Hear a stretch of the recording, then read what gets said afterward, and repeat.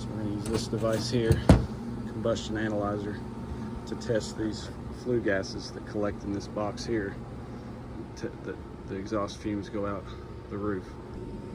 So on this old style furnace with this collector box, we're going to be testing it right here.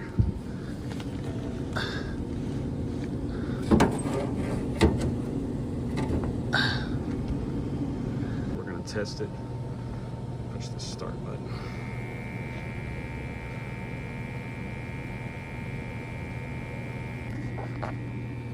Alright, this furnace has been running for several minutes and the analysis is looking great.